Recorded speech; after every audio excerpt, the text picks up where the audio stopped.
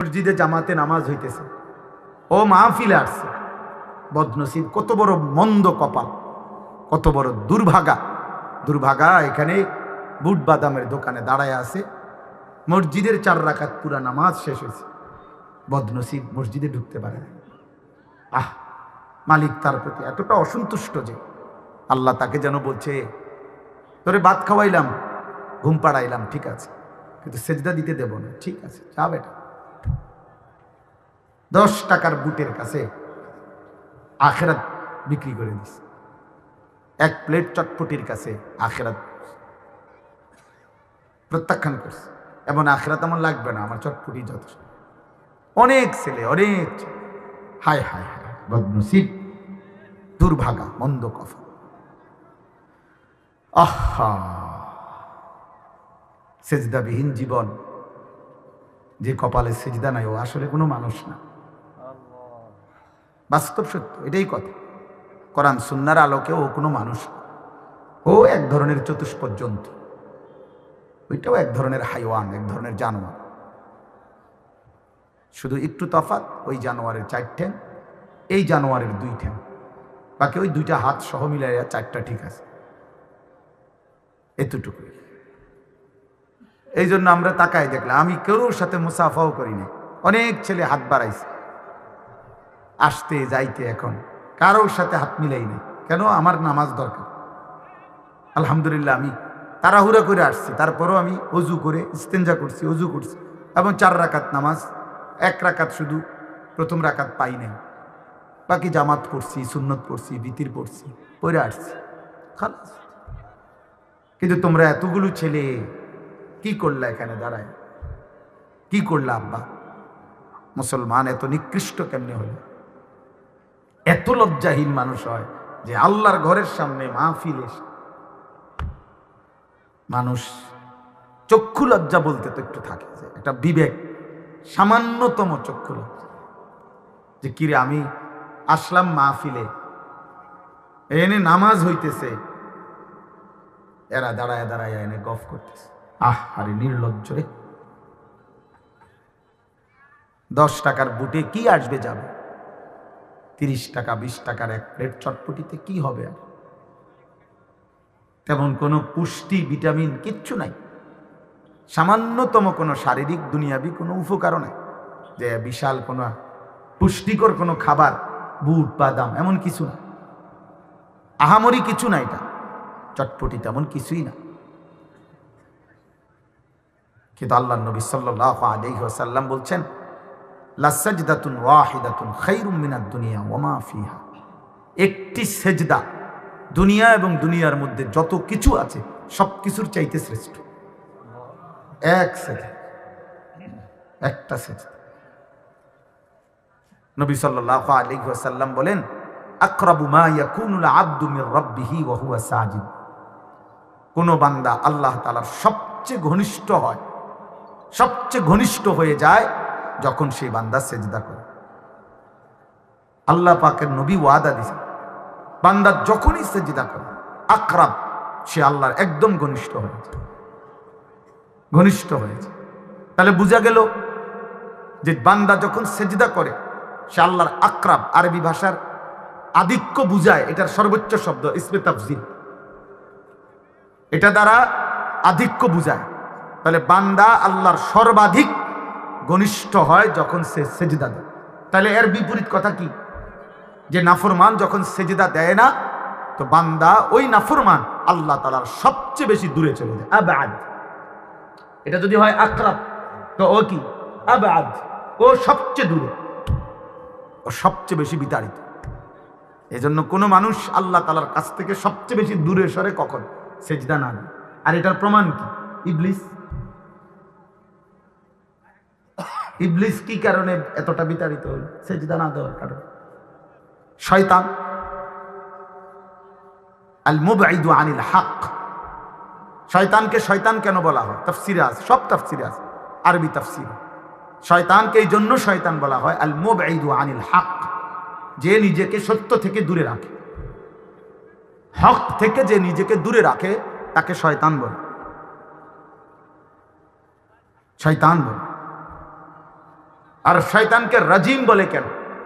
শয়তানের অপরাধ এতটা জঘন্য যে রাজিমের মূল অর্থ হইল এমন ব্যক্তি, এমন কিছু যে মূলত পাথর মারার উপযুক্ত, মানে যাকে মূলত পাথর মারা উচিত, এটারে কয় রাজিম। এমন অভিশপ্ত যাকে মূলত কি মারা উচিত? পাথর মারা উচিত। এজন্য ইসলামী শরীয়তে কোনো বিবাহিত পুরুষ এবং নারী যদি জিনা করে, ব্যভিচার করে, তার শাস্তি হলো রজম, এই পাথর মেরে হত্যা করা।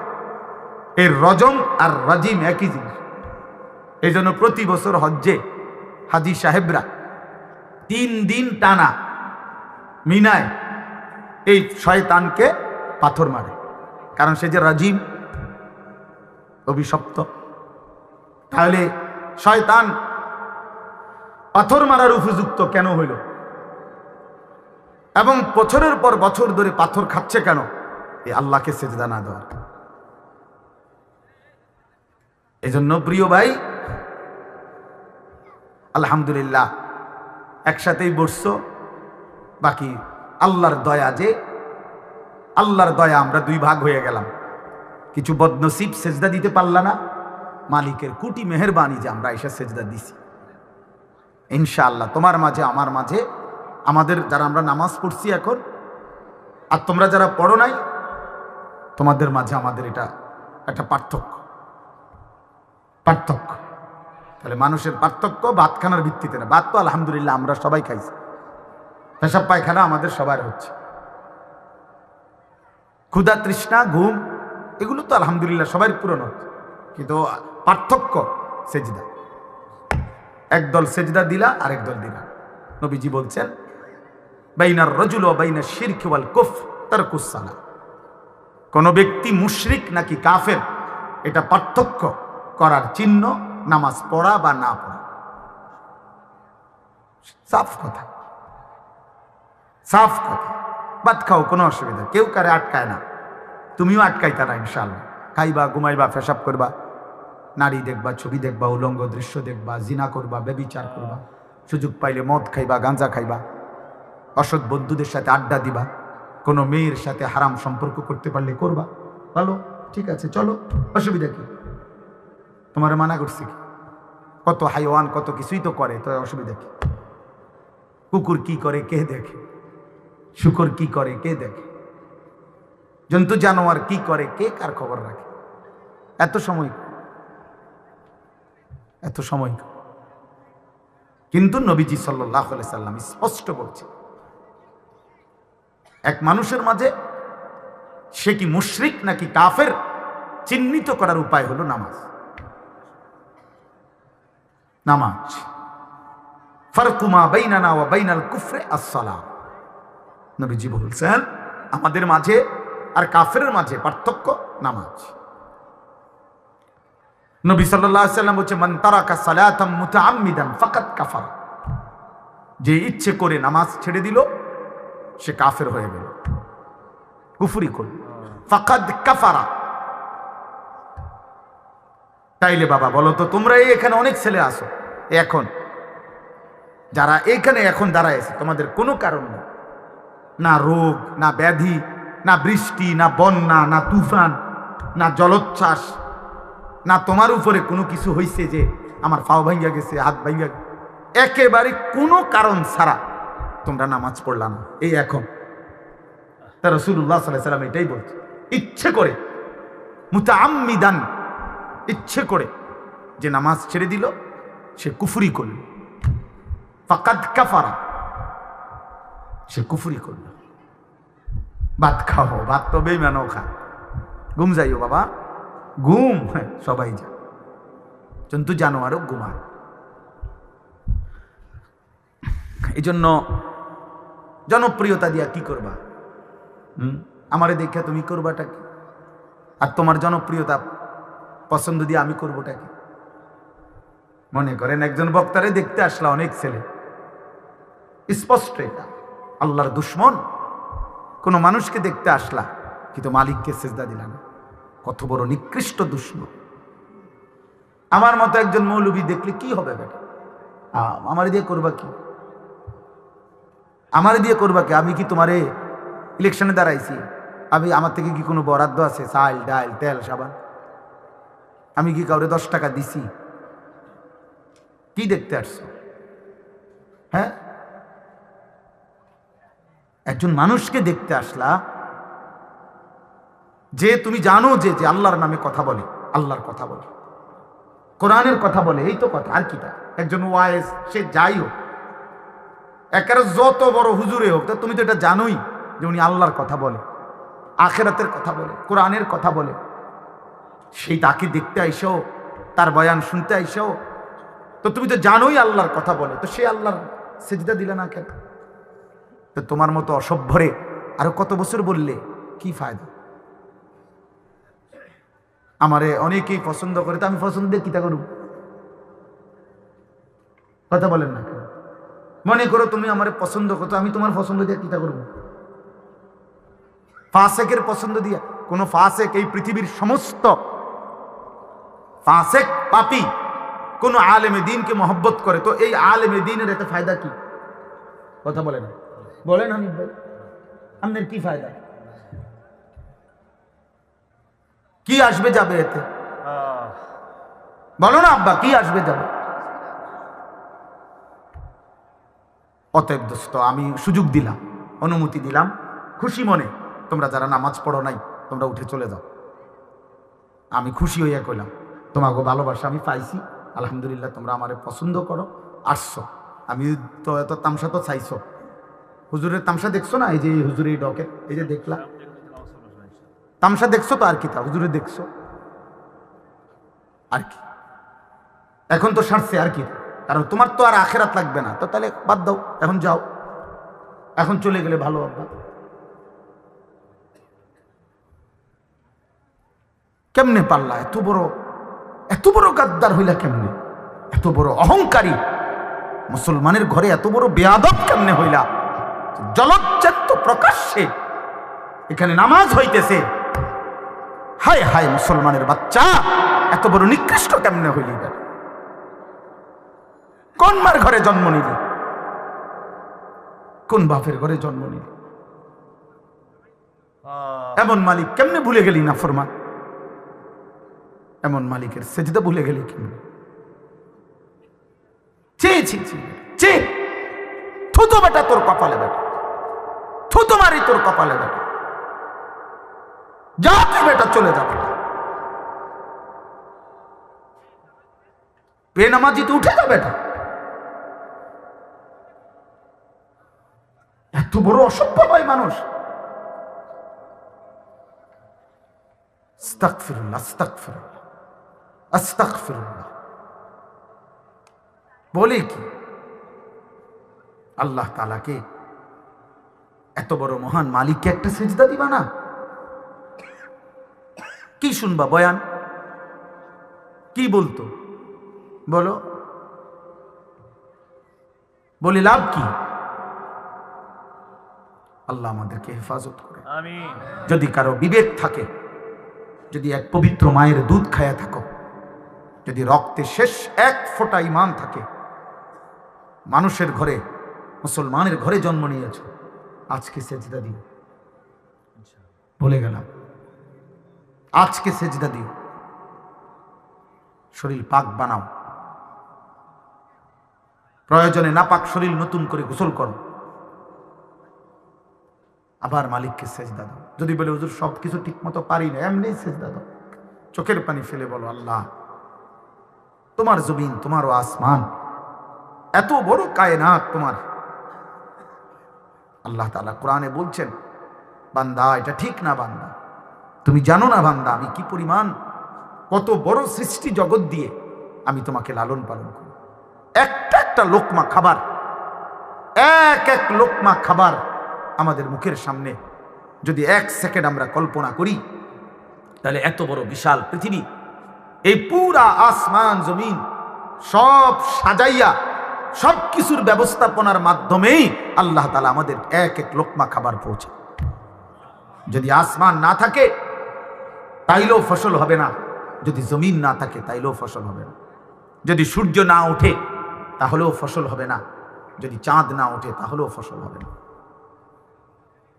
যদি বাতাস না থাকে তাহলেও ফসল হবে না। যদি আলো অন্ধকার না থাকে তাহলেও ফসল হবে। আল্লাহ তাআলা বলছেন, বান্দা আমি 1 শতক 2 শতক জায়গা না, বরং এই পুরা কায়নাতের মাধ্যমে আমি আল্লাহ তোমার রিজিক পৌঁছাই। তুমি জানো না তোমার এক এক লোকমা খাবারের পিছনে আমি আল্লাহর ফ্যাক্টরির, আমার এই সৃষ্টির, আমার এই জগৎ ফ্যাক্টরির কি পরিমাণ পার্টস, কি পরিমাণ মেশিনারি, কি পরিমাণ যন্ত্রপাতি আমি আল্লাহ তাআলা তোমার এক এক লোকমা খাবারের পিছনে লাগাইছি। কোন ক্ষেত, কোন ফসল, কেমনে কোনটা করছি তুমি তো জানো না, আমি তো সব করেছি। আন্না সাবাবনাল মাআ সাব্বা সুম্মা শাকাকনাল আরদা শাক্কা ফাআমবাতনা ফিহা হাব্বা। আল্লাহ বলে, বান্দা শুনো, আমি তোমারে গল্প শোনাই।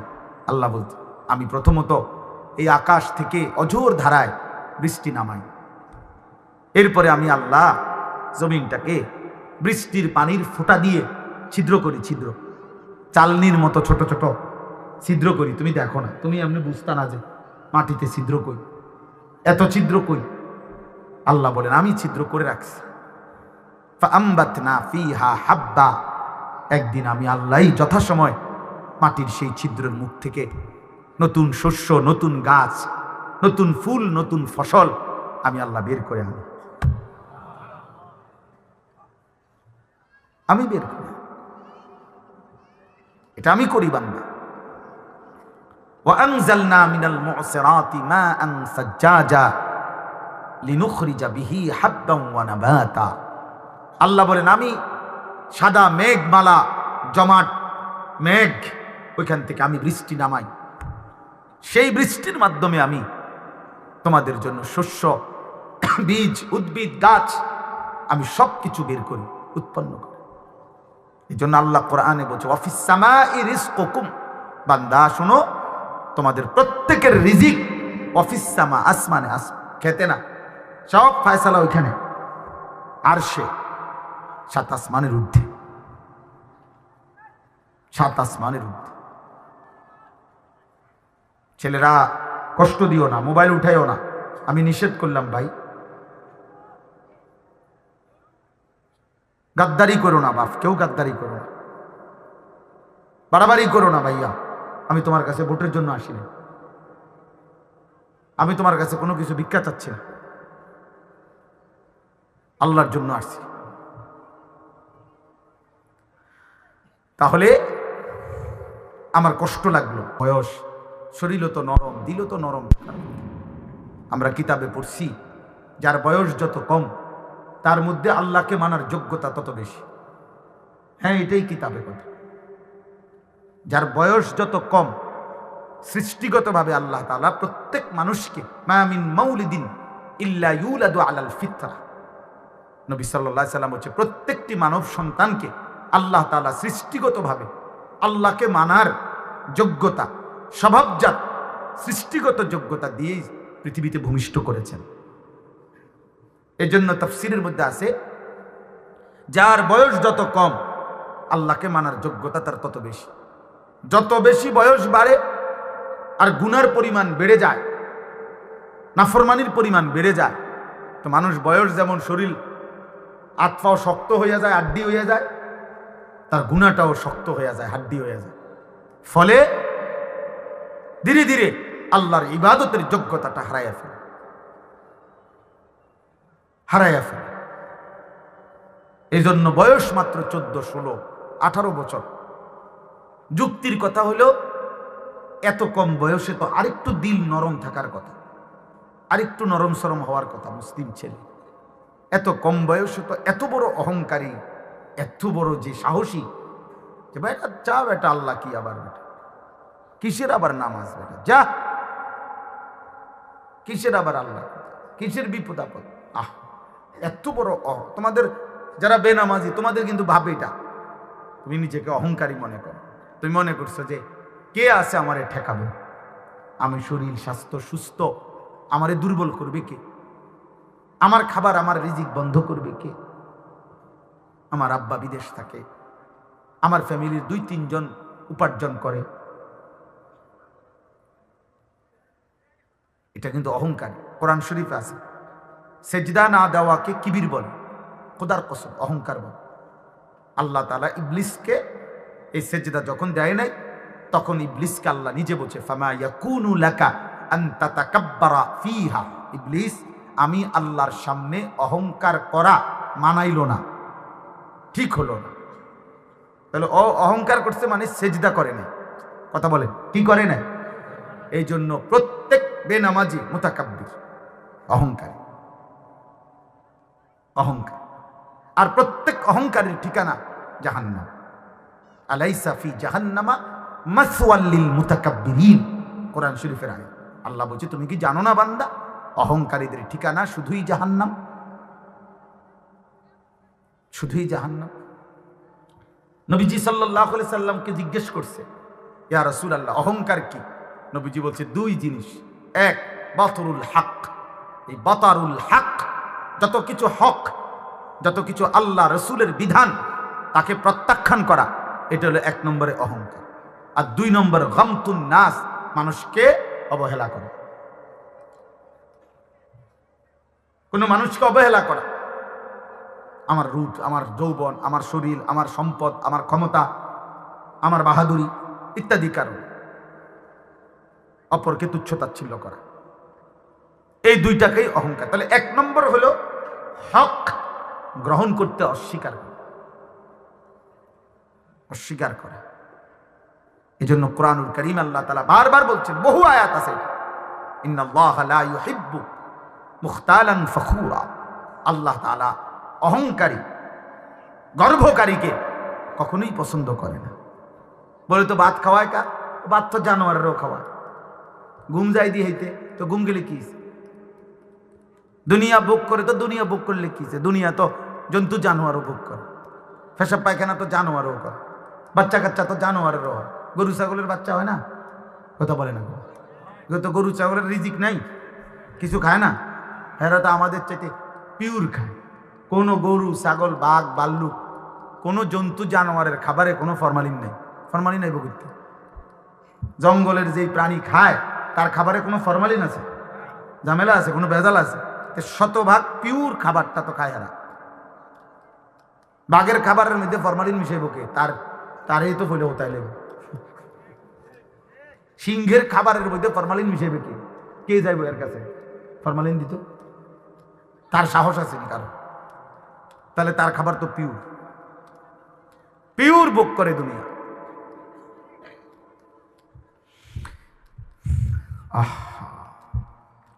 আমি অনুরোধ করছি প্রিয় ভাই, প্রিয় নওজোয়ান, বয়স্ক বাবা, মাঝবয়সী বাপ, পর্দার আড়ালের মা বোন, আল্লাহর কোরআনের বিপরীতে, সেজদার বিপরীতে এমনিতে এই জীবনটাকে ঘোরাগাড়ি করে নষ্ট করা, এটা সুস্থ স্বাভাবিক মানুষের জীবন না। গুনার মধ্যে ডুবে থাকা এটা কোনো জীবন না।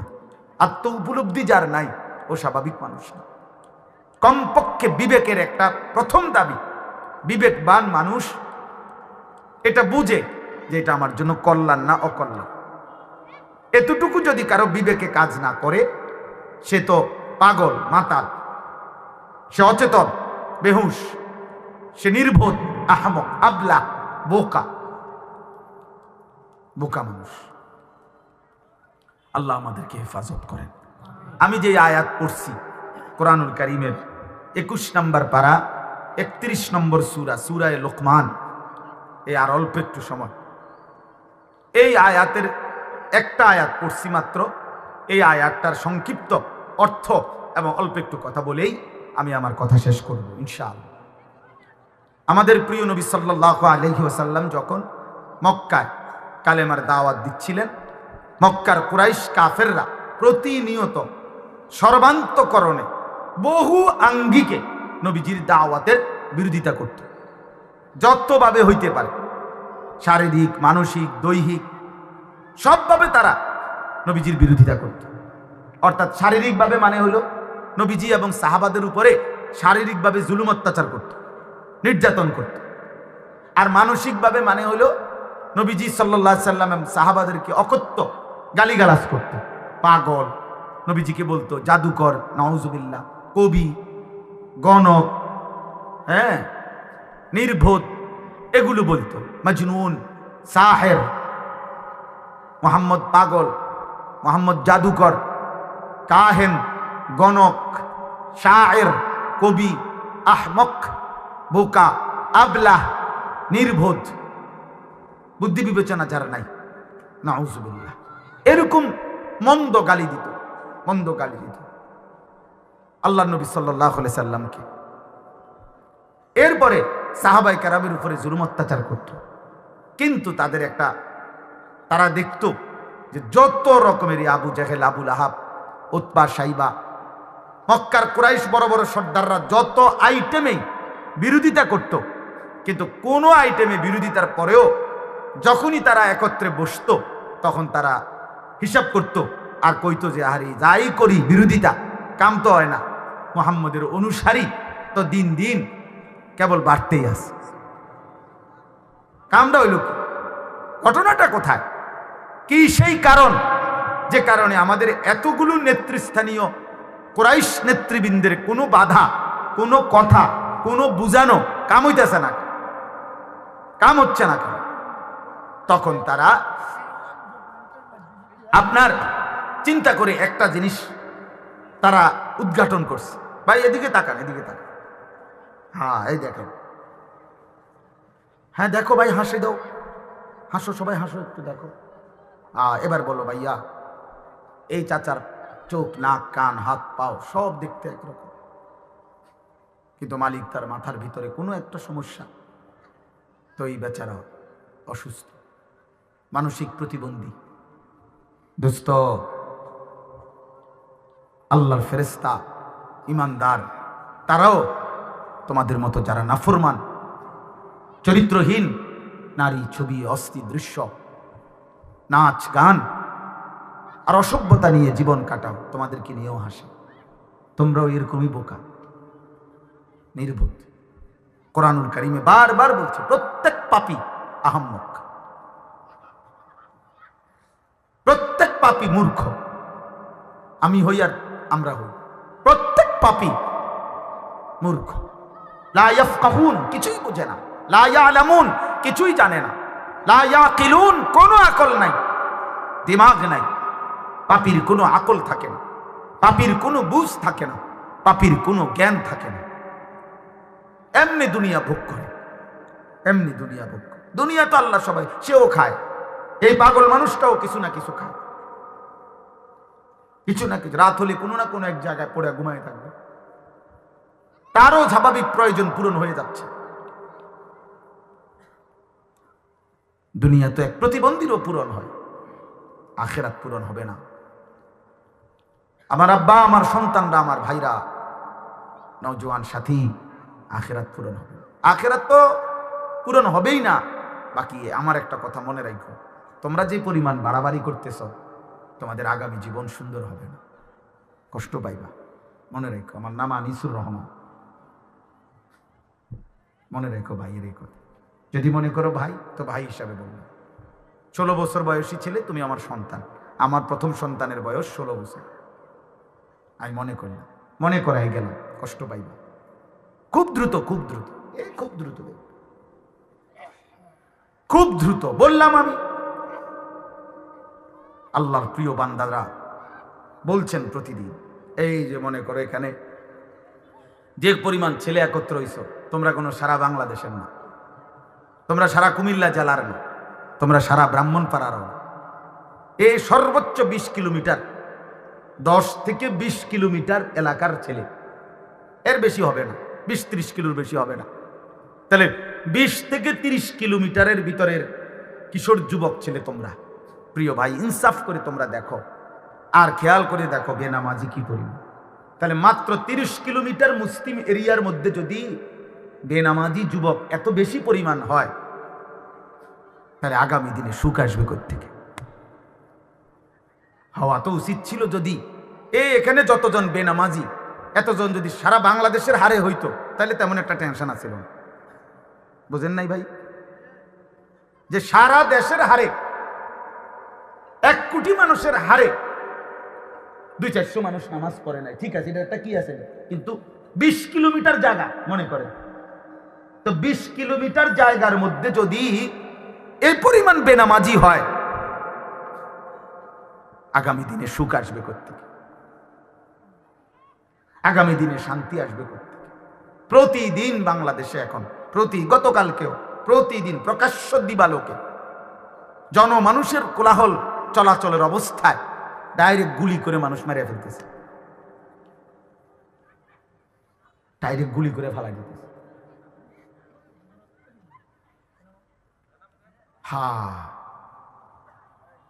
জান মাল ইজ্জত আবরুর নিরাপত্তা থাকবে না, থাকবে না। গুনাহ অশান্ত বানায় দিবে, খোদার কসম গুনাহ অশান্ত বানায়।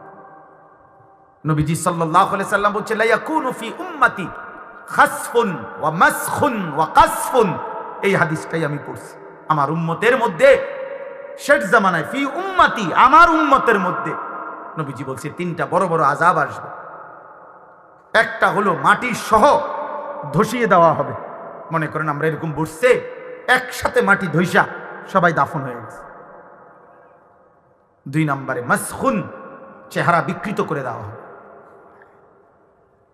3 নম্বরে কাসফুন, পাথরের বৃষ্টি বর্ষিত হবে। বিশুদ্ধ হাদিস, তিরমিজি শরীফের হাদিস। সাহাবারা জিজ্ঞেস করছে, ইয়া রাসূলুল্লাহ মাতা, কখন এমনটা হবে? নবীজি বলছে, ইজা যাহারাতিল কাইনাত ওয়াল মাআজিফ, যখন ব্যাপকভাবে গায়িকা, বাদ্যযন্ত্র, গান বাদ্য, নাচনেওয়ালি আর নর্তকী, বেহায়াপনা, গান বাদ্য আর বাদ্যের ঝংকার, এটা যখন বেড়ে যাবে, ওয়াস্তাহাল্লাতিল খামরা, এবং মানুষ হালাল পানির মতো মদ আর নেশা পান করতে থাকবে। আল্লাহর নবী বলেন তখন এই 3টা আযাব আসবে।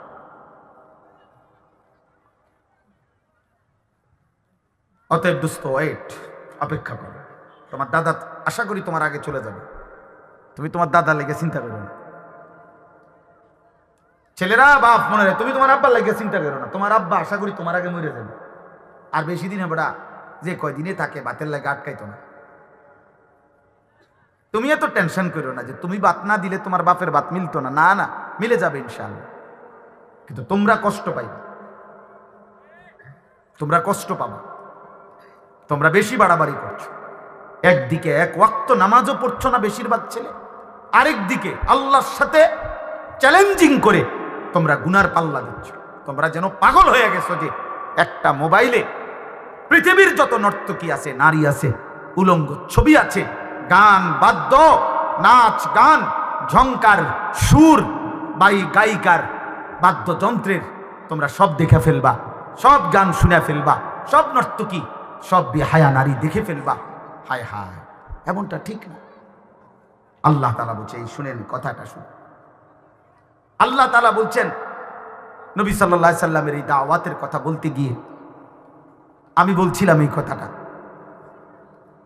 যে এই শেষ কথাটা ছিল আমার এই কথাটাই বুঝানো, যে মক্কার কুরাইশরা চিন্তা করতেছিল যে মুহাম্মদের কোরআন, আল্লাহর কোরআন যখন সে পড়ে, আল্লাহর কোরআন, তো আমরা তো তার লোভ তো বাড়ছে। চেয়ার দেন, আপনি এদিক দিয়ে বসে, এদিক দিয়ে আসেন। আচ্ছা, এদিক দিয়ে আসেন।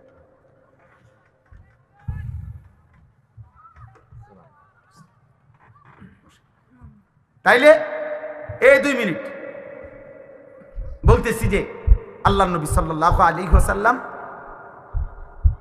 মক্কার কুরাইশরা ভাবতেছিল যে ঘটনাটা কি মুহাম্মদের সাল্লাল্লাহু আলাইহি ওয়াসাল্লাম, কোনোভাবেই তো আমরা থামাইতে পারতেছি না। তো তারা সবাই মিলে বলছে যে মূল কারণ হইল, আমরা কুরাইশ নেতৃবৃন্দ যাই বুঝাই, এর বিপরীতে মুহাম্মদ যখন কোরআন পড়ে, এইটা পড়লেই মানুষের দিল নরম হয়ে যায়। এটা এমন জাদু, এমন মন্ত্র, এই পড়াইটা মুহাম্মদের কোরআন, এটা পড়লেই লোক তার দিকে ফিরে যায়। আমরা সব বুঝানি, মাঠে মারা যায়। আল্লাহ নবী সাল্লাল্লাহু আলাইহি সাল্লামের কোরআন, এই তখন তারা বুঝাইতে চাইছে যে এই কোরআনের যে তেলাওয়াত মুহাম্মদের জবানে পড়ে, এইটার তো কোনো ব্যতিক্রম, বিপরীত কিছু আমাদের কাছে নাই। আমরার কথা দিয়ে তো এটা হয় না, এর বিপরীতে আমাদের কথা টেকে না। তো তারা নির্ধারণ করছে যে এই কোরআনের আওয়াজ, কোরআনের তিলাওয়াত, কোরআনের সুর, এটাই মূল কারণ। তখন মক্কার কুরাইশ, আনাস ইবনে নজর একজন সর্দার, সে বলছে যে আমি ইরান দেশে ব্যবসার জন্য যখন গেছি, সে বলছে আমি দেখছি সেখানে গায়িকা, নাচনেওয়ালি দাসী পাওয়া যায় যে গান গায় বাদ্যের তালে তালে, আর পুরান দিনের কিচ্ছা কাহিনী গল্প সুরে সুরে টাইনা টাইনা বলে। আর মানুষ তখন গুল হইয়া, আগের দিনে বাজারে যেরকম ওই ক্যাম্বাসাররা ওষুধ বেচত, মানুষ গুল হইয়া বইতো না, এরকম দাঁড়াইতো, মানুষ খুব মনোযোগ দেয় শুনে। তো সে ওই পরে এই আনাস ইবনে নজর নামে একজন কুরাইশ কাফের সর্দার ওই ইরান থেকে একজন দাসী চড়া মূল্যে কিনে আনছে। কিরকম দাসী? এই গায়িকা, যে নাচতে পারে, গাইতে পারে, বাদ্যের তালে তালে কিচ্ছা কাহিনী কয়। আর আনার পরে এইবার সে মক্কার কুরাইশদেরকে বলছে যে এইটা একটা ব্যতিক্রম হইতে পারে, দেখো কিছু দুষ্ট প্রকৃতির যুবক, চরিত্রহীন কিছু অসৎ মানুষ, ওই একে তো নর্তকী, গায়িকা, নারী, আবার গান গায়, আবার নাচেও, আবার বাদ্যের তালে তালে কিচ্ছা কয়, গল্প কয়, কাহিনী কয় সুর দিয়া দিয়া। এই তখন আনাস ইবনে নজর এর এই কৃতদাসীর কাছে কিছু লোক ভিড়ত আর এগুলা শুনত। আর এই আনাস ইবনে নজর সহ কুরাইশ কাফেররা ঠাট্টা করত, মজাক করত যে এইবার কোরআনের একটা বিপরীত ব্যতিক্রম কিছু হইছে, এখানেও কিছু লোক জমা হয়, মুহাম্মদের কোরআন যেমন তারা মনোযোগ দিয়া শুনে, এই গায়িকার গান বাদ্য এই লোকগুলো মনোযোগ দিয়া শুনে। নাউজুবিল্লাহ। তখন আল্লাহ তাআলা কোরআনুল কারীমের এই আয়াতের মধ্যে নবীজিকে বলছেন, অমিনান নাসি মান ইয়াশতারি লাহওয়াল হাদিস লিয়ুদিল্লা আন সাবিলিল্লাহ বিগাইরি ইলমিন। আল্লাহ বলেন, বন্ধু কিছু নাফরমান পাপী আছে এমন, যারা আমি আল্লাহর পথ থেকে মানুষদেরকে পথভ্রষ্ট করার জন্য অজ্ঞতা বশত, মূর্খতা বশত গান বাদ্যের সামান, গায়িকা, গানের আসর, গান বাদ্য নৃত্য এগুলো সংগ্রহ করে আমার বান্দাদেরকে আমার পথ থেকে সরাবার জন্য, ওয়াত্তাখিযাহা হুজুয়া, এবং আমার দ্বীনকে, আমার শরীয়তকে, আমার বিধানকে, আমার কোরআনকে, আপনি বন্ধুর দাওয়াতকে ঠাট্টা করে, মজাক করে। আল্লাহ বলেন ওদেরকে স্পষ্ট বলে দেন, এই গান বাদ্য, গায়িকা আর এই নৃত্যর আসর যারা জমাচ্ছে, অংশগ্রহণ করছে, এর সাথে সম্পৃক্ত যে নাফরমানগুলো, উলাইকা লাহুম আযাবুম মুহিন, আমি আল্লাহ তাদের জন্য অত্যন্ত লজ্জাকর, যন্ত্রণাকর, পীড়াদায়ক এবং অপমানকর নিকৃষ্ট আযাব নির্ধারণ করে রেখেছে। আমার প্রিয় ভাই জনাব মাওলানা সাহেব আসছেন, এখনই বয়ান করবেন। আমি শুধু নওজোয়ান ভাই, তোমাদের কাছে এই শেষ মিনিট আমার এটাই কথা। আমি এই আয়াত থেকে এটা বুঝাইতে চাইলাম, প্রিয় বন্ধু, যে তোমারে কোরআন ভুলায় দিল, যে তোমারে সেজদা ভুলায় দিল, যে তোমারে আখেরাত ভুলায় দিল, যে তোমারে মালিক ভুলায় দিল, যে তোমারে মৃত্যুর পরের কথা ভুলাইয়া দিল, ও নিশ্চিত কোনো গান, কোনো বাদ্য, কোনো ছবি, কোনো নারী, কোনো মোবাইলের অস্থির দৃশ্য, কোনো অসৎ চরিত্রহীন বন্ধুদের আড্ডা। অতএব আল্লাহ তাআলা কিন্তু বলছে বড় নিকৃষ্ট আযাব দেব আমি, বড় নিকৃষ্ট আযাব দেব। এই জন্য প্রিয় সন্তান, একজনও উঠাউঠি না করে মনোযোগ দিয়া বয়ান শোনো বাপ, বয়স্ক বাপ আপনারাও শুনেন। বাকি সমস্ত ছেলের কাছে আমি অনুরোধ, দোস্ত, এই মোবাইল সহ তোমরা তোমাদের ব্যক্তি জীবনে নারী, ছবি, অস্থির দৃশ্য, গান বাদ্য, গায়িকা, নায়িকা, এই ছবি আর এই বেহায়াপনা, আল্লাহর ওয়াস্তে এক বন্ধু হাত জোড় করে বললাম, প্রিয় সন্তান, কমপক্ষে তোমার ভালোর জন্য বললাম, আগামী দিনে তুমি কষ্ট পাইবা, আগামী দিনে তুমি কষ্ট পাইবা।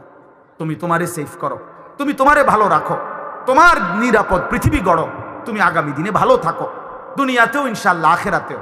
এই আশায় আমি শেষ অনুরোধ করছি, প্রত্যেকটা কিশোর নওজোয়ান, মোবাইলের আসক্তি, নারীর আসক্তি, গান বাদ্য, গায়িকা, নায়িকা, অশ্লীল ছবি, হারাম ভালোবাসা, হারাম কোন সম্পর্ক, জিনা ব্যভিচারের আড্ডা, মদ জুয়ার আড্ডা, অসৎ বন্ধুদের আড্ডা থেকে ফিরে আসো। আল্লাহ তৌফিক দান করেন। আজকের যেই যুবকরাই মাহফিল সাজিয়েছে, আল্লাহ তাদেরকে উত্তম বিনিময় দান করেন। দয়া করে একজনও উঠাউঠি করো না। প্রিয় ভাই, আমি কারোর সাথে মুসাফা করব না, একজনের সাথেও না। কাজেই ধাক্কাধাক্কি করলে হবে না, আমারে আরো মাহফিলে যাইতে হবে। মাওলানা সাহেব কথা বলবেন, মেহেরবানি করে প্রত্যেকে আন্তরিকতার সাথে শুনতে থাকেন। আল্লাহ তৌফিক দান করেন। মাশাআল্লাহ 29 নভেম্বর রানীগাছ আমাদের মাহফিল আছে, আমারও দাওয়াত আছে, আরো অনেক উলামায়ে কেরামের দাওয়াত আছে।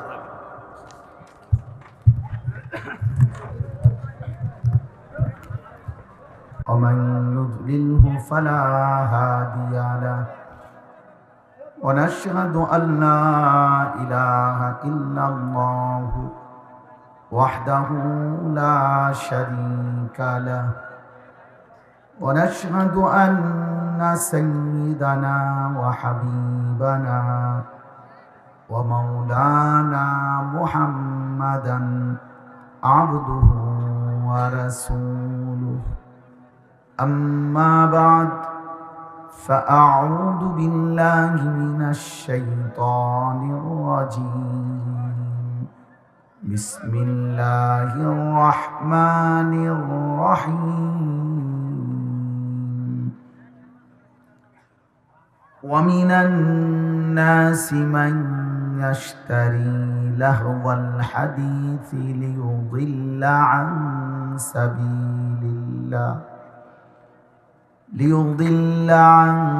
سبيل الله بغير علم ويتخذها هزوا أولئك لهم عذاب مهين صدق الله مولانا العظيم وقال نبينا صلى الله عليه وسلم ليكون في أمتي خسف وقذف ومسخ قيل يا رسول الله متى قال إذا ظهرت القينات والمعازف واستحلت الخمر اللهم صل على محمد وعلى آل محمد كما صليت على إبراهيم وعلى آل إبراهيم إنك حميد مجيد اللهم بارك على محمد وعلى آل محمد كما باركت على إبراهيم وعلى آل إبراهيم إنك حميد مجيد سبحانك لا علم لنا إلا ما علمتنا إنك أنت العليم الحكيم আলহামদুলিল্লাহ। আল্লাহ পাক রব্বুল ইজ্জত জুল জালাল ওয়াল ইকরামের ফজল করম, রব্বুল আলামিনের ইহসান মেহেরবানি দয়া, আল্লাহ তাআলা আমাদেরকে আজ 11 নভেম্বর 2025 রোজ মঙ্গলবার কুমিল্লা জেলা বিপাড়া উপজেলাধীন মাধবপুর শাহী ঈদগাহ ময়দানে মাধবপুর মধ্যপাড়া যুব সংগঠনের উদ্যোগে কবরবাসীদের রুহের মাগফিরাত কামনায় আজকের এই 10ম বার্ষিক ওয়াজ ও দোয়ার মাহফিলে আল্লাহ তাআলাই আমাদেরকে আসবার বসবার আল্লাহর জন্যই জমা হওয়ার তৌফিক দান করেছেন। আলহামদুলিল্লাহ। নওজোয়ান ছেলেরা, তোমরা সবাই যারা দাঁড়িয়ে আছো তোমরা বসো, যেটুকুই শোনো বসে শোনো। ভাইয়া বসো, যেটুকুই শোনো বসে শোনো। বসে শুনলে সওয়াব হয়, বসে শুনলে আল্লাহর কথার প্রতি আদব হয়, আল্লাহর কথার প্রতি আদব হয়, বরকত হয়। বসে শোনা আল্লাহর কথা, এটা আদব, এটা আল্লাহ তাআলার কোরআনের প্রতি সম্মান প্রদর্শন করা হয়। যেন দয়া করে প্রত্যেকেই বসো। যদি একান্তই বসতে না চাও তো চলে যাও বাবা, চলে গেলে ভালো। যদি একান্ত কারো বসতে সমস্যা হয় চলে গেলে ভালো। জি মাশাআল্লাহ, যারা যাওয়ার তারা চলে যাক, অসুবিধা নেই। জি বাকিরা বসে, বাকি শুনে তো বসে শুনে। ওই ছেলে বাবা বসো, নাই তো যাও না, অসুবিধা নেই। এটা তো আর কোনো নির্বাচনী জনসভা না যে নির্দিষ্ট কোনো জনসমর্থন দরকার। মানে নির্বাচনী জনসভা হলে না যে আমার পুরো এলাকার প্রত্যেকের ভোট দরকার। কাজেই এটা কোনো নির্বাচনী জনসভা না। আল্লাহর কথা আল্লাহর জন্য বলা, একজন শুনলেও সমান গুরুত্ব, 1,00,000 শুনলেও সমান গুরুত্ব, কোনো অসুবিধা নেই, সংখ্যার কারণে কোনো সমস্যা নেই। দ্বিতীয় কথা হলো সবগুলো হাতে ধরা মোবাইল বন্ধ করে দাও, নামো। একজনও মোবাইল হাতে ধরে ভিডিও বা রেকর্ড করা আমি স্পষ্ট নিষেধ করলাম। এটা আমার পক্ষ থেকে নিষেধ করলাম। আমি দয়া করে প্রিয় ভাই আমার কথাটা শুনো, ভালো হবে। আমি নিষেধ করলাম, এরপরে কিন্তু আমি ধমক দেব। এখন আমি সুন্দরভাবে বললাম, ঠান্ডাভাবে, মোবাইল কেউ হাতে ধরে ভিডিও বা রেকর্ড করা যাবে না। আমাদের চেহারার দিকে তাকাইয়া শুনলে, ওলামায়ে কেরামের দিকে তাকাইয়া শুনলে আল্লাহর কথা বরকত। সর্বশেষ কথা হলো এই বিষয়ে যে স্বেচ্ছাসেবক যারা, মানে মাহফিলের ইন্তেজামের সাথে যারা নওজোয়ান ভাই, তোমরা ভাই যারা দাঁড়িয়ে আছে তাদেরকে বসানোর চেষ্টা করো। মাহফিলের স্বেচ্ছাসেবক কর, মানে যারা আয়োজক তারা কর, কেউ তো দেখলাম না। যারা মাহফিলের ইন্তেজামের সাথে আছেন তারা আয়শা বাকিদেরকে ডেকে বসান। আল্লাহ আমাদের সবাইকে তৌফিক দান করুন। দোস্ত, আমার একটা অনুরোধ, আবারও বলতেছি, ছেলেরা ভাই, তোমার যদি মনে করো মোবাইল টিফা দরকার, আমার কোনো আপত্তি নেই, তুমি উঠে যাও। একবারে আমার চোখের সামনের থেকে চলে গেল, আমার কোনো সমস্যা নেই। আমি ব্যক্তিগতভাবে এটা নিয়ে ঘাবড়াই না, কিন্তু ভিতরে বৈশা কোনো রকম বেখেয়ালি করো না, বুট বাদাম খাইও না। আল্লাহর ওয়াস্তে যার যেটা প্রয়োজন সে চলে গেলে ভালো। যে হুজুর আমার বুট খাওয়া, ঠিক আছে, কোনো সমস্যা নেই, আমার কোনো এই ছেলে, বাংলা বুঝছি না নিয়ে শুনে আবার ব্যাটকাও কা,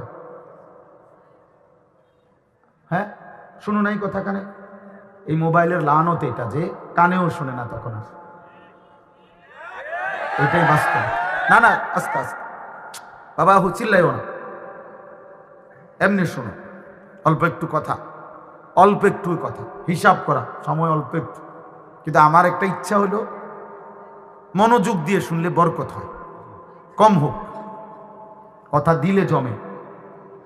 মানুষ একদিনে সবাই পরিবর্তন হয়ে যাবে এটা আমরা বলি না, কিন্তু শুনে রাখলে, কানে পৌঁছলে, দিলে জমে, একটা সময় ইনশাআল্লাহ মালিক চাইলে আসলে পরিবর্তন হয়। বাস্তব কথা হলো এই জনপ্রিয় অজনপ্রিয় কোনো হুজুর দিয়েই কারো পরিবর্তন হয়, আল্লাহর ফায়সালায়। বহু জনপ্রিয় বক্তাও আইসে গেছে, ওনারা দিয়ে তেমন কোনো কাম হয়েছে না, কিন্তু এমন সাধারণ কাউকে দিয়েও অনেক মানুষের জিন্দেগি পরিবর্তন হয়ে গেছে। কাজেই জীবন পরিবর্তন হওয়া হলো মূল মাকসাদ। ওই হুঙ্কার, চিৎকার, সুর, কান্দা কোনোটাই মূল বিষয় না, কোনোটাই মূল বিষয়। এই 10 লক্ষ মানুষ কোনো বক্তার শ্রোতা, এতে তেমন কিছু আসে যায় না, কিছুই না। মনে করেন এখানে একবারে 10 লাখ লোক হয়েছে, তো কি হয়েছে, 10 লাখ লোক হয়েছে আর কি, অথবা 10 জনই হয়েছে, তো কি সমস্যা কি? 10 জন হইলে ব্যর্থ, এটা কথা বলেন না? তাইলে এইটা কোনো বিষয়, এটা কোনোভাবেই বিষয়। খ্যাতি, সুখ্যাতি, মোহ, পদ, পদবী, সুনাম, জনপ্রিয়তা, এগুলো দুনিয়াবি বিষয়। আখেরাতে এগুলোর 2 পয়সার কোনো ভ্যালু নেই। فإذا نفخ في الصور فلا أنساب بينهم يومئذ ولا يتساءلون। কোরআনুল কারীমের মধ্যে আল্লাহ তাআলা বলেন, যখন ইসরাফিল ফু দিবে, হাসরের মাঠ কায়েম হবে, আল্লাহ তাআলা বলেন এই কোটি কোটি মানুষ যখন হাসরের মাঠে দাঁড়াবে, কেউ কাউকে আত্মীয়তার, বংশের, সম্পর্কের কোনো পরিচয় দিবে না। ফালা আনসাবা বাইনাহুম ইয়াউমাইদিন, সেদিন কারো মাঝে কোনো আত্মীয়তার পরিচয় সূত্রে কেউ কারোর সাথে কোনো পরিচয় দিবে না। কোনো বাবা তার ছেলেকে ডাকবে না, কোনো ছেলে তার বাবাকে ডাকবে না, কোনো স্বামী তার স্ত্রীকে ডাকবে না, কোনো স্ত্রী তার স্বামীকে ডাকবে না, কোনো ভাই তার বোনকে ডাকবে না, কোনো বোন তার ভাইকে ডাকবে। আত্মীয়তার এই সম্পর্ক যে তুমি আমার চাচা বা আমি আপনার ভাতিজা ইত্যাদি, কোনোভাবেই না। আল্লাহ ভাইয়ের তাকায়ও না, অন্য কোনো দিকে তাকায়ও, আমার দিকে তাকাও। সবাইরে গুছাইয়া পারতা না, পুরা সব এই যে বুটওয়ালা বাদাম খায়, কেউ দুষ্টামি করে, কেউ খামখেয়ালি, একবারে সব ঠিক করে কুলে পারতাম না। যে দূর সম্ভব বলছি। এখন যদি কেউ পাত্তা না দেয় কোনো সমস্যা না, সবাই শুনতে হবে, এটা জরুরি। কথা বলে না, সবাই মানতে হবে, এটা জরুরি না? না জরুরি না। আল্লাহ যাকে ফায়সালা করে সেই শুনুন, খালাস। কোনো কত গাফেল চিন্তা করো যে আমার কাছে এটা খুব মনে হয়, আহারে